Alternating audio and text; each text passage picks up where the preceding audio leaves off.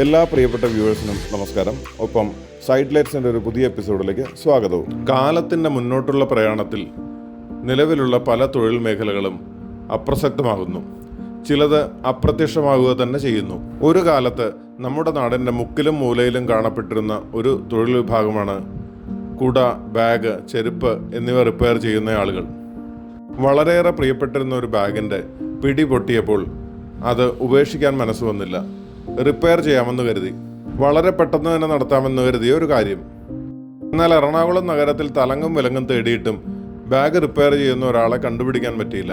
ശ്രമം ഉപേക്ഷിച്ച് വീട്ടിലേക്ക് മടങ്ങാമെന്ന് കരുതുന്നതിനിടയിലാണ് കലൂർ ബസ് സ്റ്റാൻഡിന് മുന്നിലിരിക്കുന്ന രണ്ടുപേർ ശ്രദ്ധയിൽപ്പെട്ടത്.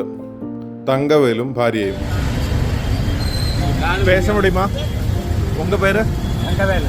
தங்கவேல். நீங்க கால முடியாதா? உங்களுக்கு கால முடியாது, அவருக்கு காது கேட்காது. நீங்க ரெண்டு பேருமா வேலை பண்றீங்க. எந்த ஊருக்காரங்க நீங்க? திண்டுக்கல். மதுரை பக்கம் திண்டுக்கல். எவ்வளவு நாளா இங்க இது பண்றீங்க? எவ்வளவு வருஷம்? 20 வருஷம். இங்கே தானே இருக்கீங்க இதே இடத்துல? என்னெல்லாம் பண்ணுவீங்க இங்க? செருப்பு, பேகு, செருப்பு, கொடை இதெல்லாம் ரிப்பேர் பண்ணுவாங்க. 20 வருஷமா இதே இடத்துல தானே இருக்கீங்க. மழை காலத்துல எல்லாம் இருப்பீங்களா? எல்லா காலத்துலையும் இருப்பீங்க. எவ்வளோ பேர் வருவாங்க? நிறைய பேர் வருவாங்களா? இங்கே நிறைய பேர் வருவாங்க. என்ன ஏன் கேட்கணும்னா, இந்த காலத்தில் வந்து இந்த செருப்பு ரிப்பேர், பேக் ரிப்பேர், கொடை ரிப்பேர் இதெல்லாம் வந்து யாரும் பண்ண மாட்டேங்கிறாங்க. எல்லாம் புதுசாக தான் வாங்குறாங்க. அப்போ நீங்கள் தைக்க வரவங்களுமே வேற பக்கம் போறவங்கள கொடுக்குற காலத்துல வாங்கிட்டு வருவாங்க. ஆனா நம்ம கிட்ட வரும்போது இவ்வளவு விலை பேசுவாங்க. புதுசு வாங்க போனா நிறைய என்ன விலைக்கும்? ஆமா. ஆனா யாரு இவரா பண்றாரு? நீங்க ரெண்டு பேரும் മാത്രം பண்றீங்க. തങ്കവേലിന്റെ ഭാര്യ നാഗാമ്പാളോട് സംസാരിച്ചുകൊണ്ടിരിക്കെ പെട്ടെന്ന് തങ്കവേലും കൂടെ ഉണ്ടായിരുന്ന 1-2 പേരും എഴുന്നേറ്റ് ഓടുന്നത് കണ്ടു. വഴിയരികിൽ പെട്ടെന്ന് വന്നു നിന്ന ഒരു കാറിന്റെ സമീപത്തേക്കായിരുന്നു അവരുടെ ഓട്ടം. ആ കാറിൽ വന്നവർ സൗജന്യമായി കൊടുക്കുന്ന ഭക്ഷണപ്പൊതികൾ വാങ്ങാനാണതെന്ന് നാഗാമ്പാൾ എന്നോട് പറഞ്ഞു. കേരള പിടിച്ചിരിക്ക? കേരള പിടിച്ചിരിക്ക. ஏன் பிடிச்சிருக்கு? கேரளா பிடிச்சிருக்கீங்கன்னா இங்க அந்த மாதிரி ஒரு பஸ் நேரம் தர்றாங்க. ஆமா. ஒரு முடியலன்னா ஒரு ஹாஸ்பிட்டல் போனா ஃப்ரீயா பாக்குறாங்க. ஓகே. சம்பளம் கொஞ்சம் 4 நாள் வேலை பார்த்தாலும் ஒரு 1000 ரூபாய் சம்பளம் கிடைக்குது.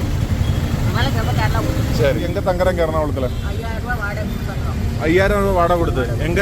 புதிய ரோடு. புதிய ரோடு இங்கே தான். ஆனா அதுக்கு ஏத்த மாதிரி உங்களுக்கு இங்க இருந்து கிடைக்குமா? கிடையாது. வேற பக்கம் வச்சு கொடுக்குறோம். ஆனா இங்க ரிப்பேர் பண்ண வரவங்க எவ்வளவு கேட்டாலும் அது கம்மி பண்ணது தருவாங்க. செலவுங்க பாவம் பார்த்து செலவு தருவாங்க. சரி சரி பேரம் பேசுவாங்க. சரி சரி. வாங்கிட்டு போக வேண்டியது. எதுக்கும் இந்த காலத்துலயும் நீங்க இந்த மாதிரி வேலை பண்ணிட்டு இருக்கீங்க. நிறைய பேருக்கு உதவியா இருக்குது. ரொம்ப സന്തോഷം. ரொம்ப நல்லா இருக்கு. താങ്ക്യൂ.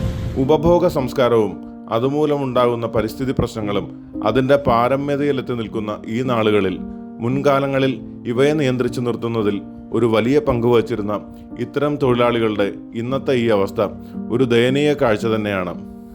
സൈഡ് ലൈറ്റ്സിൻ്റെ ഈ എപ്പിസോഡ് ഇവിടെ അവസാനിക്കുകയാണ്.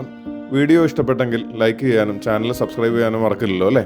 മാത്രമല്ല, ചാനലിൽ കാണിച്ചിരിക്കുന്ന ബെൽ ബട്ടൺ അമർത്തിയാൽ ഇനി ഇത്തരം വീഡിയോകൾ വരുന്നതിന് നോട്ടിഫിക്കേഷൻ നിങ്ങൾക്ക് ലഭിക്കുന്നതാണ്. അപ്പോൾ മറ്റൊരു വീഡിയോയുമായി വീണ്ടും നിങ്ങളെ കാണാം. Bye bye.